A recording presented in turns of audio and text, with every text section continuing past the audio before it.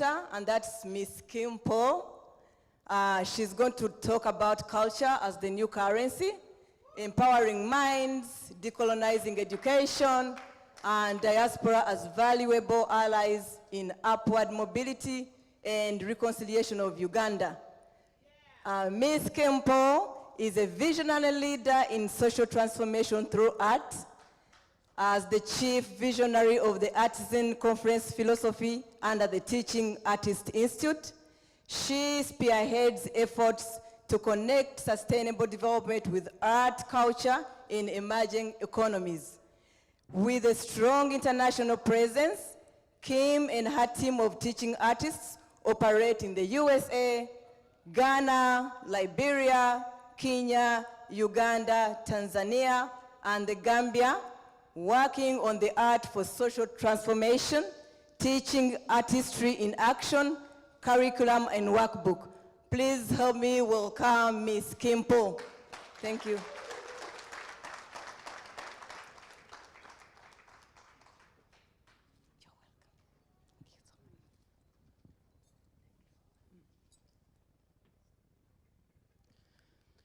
I was born by the river in a little tent, and oh, just like that river I've been running ever since. It's been a long time coming, but I know a change is gonna come. Oh, yes it is. It's been too hard living, but I'm afraid to die. I don't know what's up there beyond the skies. It's been a long time coming, but I know a change is gonna come. Oh, yes it is. So I go to my brothers and my sisters, yeah, and I say, brother, help me please. But it winds up knocking me back down on my knees. Oh, it's been a long time coming, but I know a change is gonna come. Oh, yes it is. Clap for yourself. You are a part of the change I sing about. You are that coming. I start with music because it's important that we remember the vibration that is life, that African people willed. We are the cultural currency. When our organization, the Teaching Artists Institute, says that culture is the new currency, I'm talking about our culture. We are the rhythm people. And when we meet today in this room, we're not just talking about Uganda. At this time, I want to invite my panelists, just stand beside me. Forget the high table and the importance of sitting down. Stand beside me, stand in unity, stand in power. We have Prisca Nda from Cote d'Ivoire.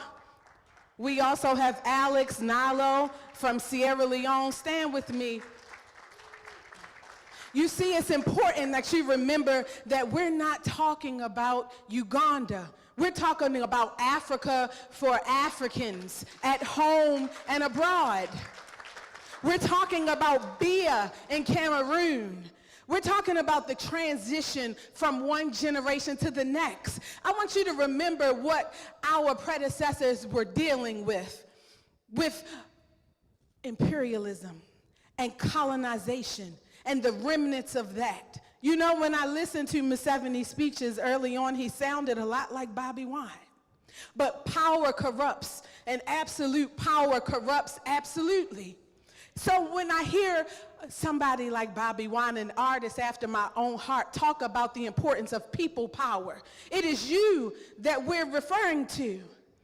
But I need you to remember your identity. Because if we get in power, and you will win, you will get in power. Nobody lives forever. You will win. The question is, when it's your turn at the mantle, what will you create? Ideation, design thinking. How are you going to make space to bring artists to decision-making tables? How are you going to decolonize education? Because taking Museveni's power is not enough if you duplicate the same systems that put him into leadership. The truth is that the Western powers benefit from the underdevelopment of Africa. I am not just talking about the work in Uganda. We're interconnected. I was in Mozambique and I saw the Portuguese language spoke so proudly. And me as a black woman, English is the only language I speak, so I'm proud to say Muganda Wangi, right? Because I'm learning slowly. And as I convince my brothers and sisters in the diaspora that we need to go home to Africa, I need you to stand up and make sure that we're creating the Africa we want now. Because I know that you'll win. I know you will assume leadership. But if my brothers and sisters are coming back to Uganda to celebrate Catholicism, if they're coming back to Uganda to celebrate the democratic systems that were given to you, what is the rule of leadership that we've designed? How do we develop economies based on African-centered values, barter and trade? What is the Baganda's kingdom? Where are the clans? How can we empower the chieftaincy? What is it that we're going to do to decide the cultural value of Uganda? Because you are in leadership, it's bigger than Bobby Wine. He is the beginning of a movement across the continent, and the young people are looking to you for leadership. They're looking to you for leadership, and we have an identity crisis. We are trying to decide who we are. Black skin, white mask. The question becomes, what is the cultural relevance of Uganda for the next generation? And how will that influence Africans everywhere? Culture is the new currency. And us in the diaspora, we are in support of you. We want to be a part of your movement. When we show up to your shores, we want to know, are you going to give us citizenship? Are you going to welcome us as valuable assets to the redevelopment of Africa? We're artists and creators, all of us. And at the next generation, we're talking about reconciliation. Because after Museveni is gone, we'll be left with our broken societies if we don't use art as a tool to figure out the healing now. How are we going to heal after this? I'm here because I'm on the winning team. You will win. But what next? What next? Black people all over the world are suffering from an internal sickness. It grows inside of us. How are we going to heal from that? I'm here as an artist giving you what we have. I heard the speaker before me say that it was the civility of the enslaved African that perpetuated the enslavement of African people and U.S. soil. Let me tell you, we never stopped fighting. We fought until we were free. There were slave insurrections, but we are the rhythm people. Our songs were our source of disagreement. The Negro spirituals maintained our sanity. Hip-hop, this is the 50th year of hip-hop. We used our music to speak back to this system. How is Uganda's artist class gonna come to the front of this movement and use their paintbrushes? How are they gonna use their dances, their music? This is your power, the power to create and define reality. So I look forward to having our artists in Uganda, in Rwanda, in Tanzania. We work in these countries on the ground. We'll be in Uganda next July having this conversation. He said, are you ready to have this conversation on Ugandan soil? Guess what? Your African brothers and sisters in the diaspora already have a date on the calendar. We'll be there next July 2024 to have this conversation. We are not afraid. It's not about fear. We liberated our people here and we'll help to do it there. But guess what? We understand what comes with that liberation. Our people will be broken at the end of this fight when the Europeans and the ICC look and say, I told you so. Look at what the Africans are doing again. Look at the abuse. Look at the torture camps. We are the ones that will be left to pick up the broken pieces. And so I beg of you now, do not allow emotion to cloud how you work with our young people and babies. They are broken. They are afraid. And they're looking to you for leadership. Use art. Sing them mamas a lullaby. Mamas, we need you to come to the front. I'm talking now to the women. You are the first creator. In your womb, you will find the tenets of all creation, black woman. You are an artist. Your uterus is the first creation. I need you to sing a lullaby to the young people. I need you to remind them of their identities. I need you to help them heal through the process that we're dealing with and prepare them for what's next. I'm joined by brothers and sisters from Cote d'Ivoire and Sierra Leone because they're also using their art as a tool to heal their societies. Thanks very much, Kim. People power. People power. I call myself a comrade because we all belong to the same struggle. Imagine for a second, we have a sudden death of Museveni. It's not by our revolution, it's not by our ballots. Today, we are witnessing the sudden death of Museveni. He's dead, right? Okay, now, the big question is, can Ugandan rise? We're here today because we believe in liberation. We're here because we believe that culture is the new currency. The fight we have is not about Museveni, it's not about dictatorship. It's about the spirit of Museveni. And that spirit has become the African spirit in all African nations. It's about corruption, it's about self. It's about neglecting our people, it's about dividing ourselves. It's about using our resources meant for the greater good for ourselves and oppressing our people. That is the spirit we need to fight. And we cannot fight that spirit, but we need to replace that spirit with what I call the new African liberation movement. Culture is a new currency. What do we believe in? Who are we? What are our values? What are our principles? The culture of Museveni goes beyond his 37-year rule in Uganda. He became president when I was 4 years old. Amazing, right? Crazy. But every story you hear in Uganda with a 37-year-old dictator, you can get that same story in Sierra Leone, and we don't have anyone who's been president for even 15 years. It goes beyond dictatorship. We're fighting a culture. That's the culture of Museveni. His influence on the continent, his principles, his values have been a seed of bad leadership on our continent. We need to rise as Africans, and we need to replace that culture with the Bobby Wine culture. That's a culture of hope.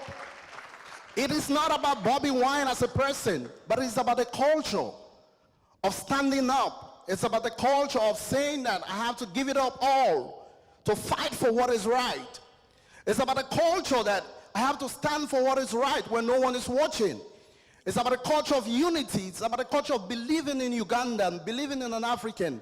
It's about a culture of hope. It's about a culture of ensuring that Ugandans can live in Uganda and fulfill their potentials.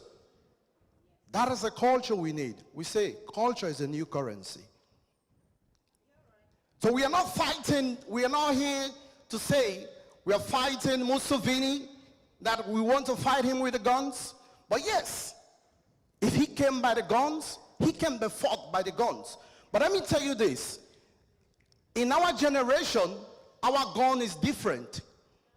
We are living in the AI generation. Culture is a currency. Our culture is our bullet, it's our weapon. We are going to use to liberate our nation Uganda. I call it our nation because I'm an African.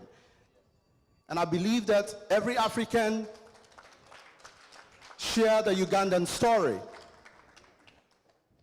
We say culture is a new currency. And that is what we need to be, that is what we need to do. We are using this culture not only to fight and defeat Museveni, but we want to use this culture to buy him out. We want to use this culture to defeat him. We want to use this culture to bring down the long stance of dictatorship, because we believe that it has affected our continent a lot. Again, we ask, what are we using? It's about the emotions. For 37 years, don't we have brave, intelligent, and strong men from Uganda? For 37 years, we've had people in different forms and shapes coming like Bobi Wine, right? For 37 years. But this is it. It's a marathon and not a sprint. We need to endure. And we need to often tell ourselves that if we have to take the spirit, start with self. We need a personal approach to ensure that we win, and we need a personal approach. Our leader, our president, Bobi Wine, is seated here today because he took a personal journey. So you want to ask yourself for a moment, why are you part of the National Unity Platform? Are you part of this platform because you want to follow Bobi Wine? Are you part of this platform because you only believe in his leadership? What is a pain to you? Are you part of this platform because you think that enough should be enough? Are you part of this platform to say, even if I wake up tomorrow and Bobi Wine says that I'm no longer going to lead this movement, we are going to continue with this fight? It should be personal. That is the spirit we need. Because the more we have that individual spirit and we come together as a collective, that is how we'll win. Culture is a new currency. It's powerful. What stories are we telling our kids? What are we teaching them? What art are we using to build our communities? How are we using this art to ensure that we come together as a community? How do we develop ourselves? Do we care about ourselves? Do we love ourselves? A house divided cannot stand. How united are we in our unity of the National Unity Platform? How united are we? Are we interested in getting out Museveni because we want to be the next generation of corrupt African leaders? Is that our intent? We have to keep asking ourselves now and then. But we need to be intentional. And we need to be resolute. We need to be radical in our approaches to ensuring that we build a generation of people who are fearless. But not only people who are fearless, but people who are determined to win. People who are determined to succeed. And with culture as a currency, we can and we will buy out Museveni. Thank you. Likikwanga moyo Motemonya miel Yesu Likikwanga fia su Anyama non règne mieux au incroix For au des fois Jésus au adéo For au des fois Jésus au adéo La fille Yesu au adéo Oma ananga mangwa Hey, Oma ananga mangwa Fauma des fois Jésus au adéo Fauma des fois Jésus au adéo La fille Yesu au adéo Oma ananga mangwa The title of this song is Owadewo. It is in my language tribe, which is Baoulé. I am Prisca, and I am from Côte d'Ivoire, the most hospitable country in the world. So I am a teacher, and I'm also a singer. I have noticed that my students were not motivated about learning English. So I decided to use my artistry, which is music, to teach my students. And I've conducted this research work, and I've saw that it worked. It works. They started loving English. They started liking this language. And I also use music to promote peace and non-violence in my community. So you can understand that music or art play a very significant role in the building of the community. I am a Mandela Washington Fellow. And as part of my professional development experience, I am working with the Teaching Artists Institute. At the Teaching Artists Institute, I am learning and understanding about the importance of African arts and also the preservation of languages that are disappearing in Africa. So I am working now on the project, which is 2 books. Me and Kim, we are working on this project. It is a book for students from elementary school. These books will be written in 4 languages: Baoulé, which is the language of my tribe in Côte d'Ivoire, also English, and also Swahili, Uganda, and because I'm also bilingual, I speak French, I speak English, I speak my mother tongue, so this book will also be written in French for our students, for our children. So I take this opportunity to invite you on an event, a community event that will take place on the 27th of August. I will be performing this song that you just heard, Owadewo, and I will also cook a special meal for my country, which we call sauce jumble with futu. This is pounded banana, pounded yam with okra, dried okra soup. So you are all invited because this day will be the release of the 2 books and the day where I will perform this song, Owadewo, which means, "Here we save you." So thank you for having me here today. I'm learning a lot here in the United States during this program with the Teaching Artists Institute. Thank you again. So the reason that I invited Prisca to be here with us today is because it's important to know that we're still living our real lives as we go on this journey towards liberation.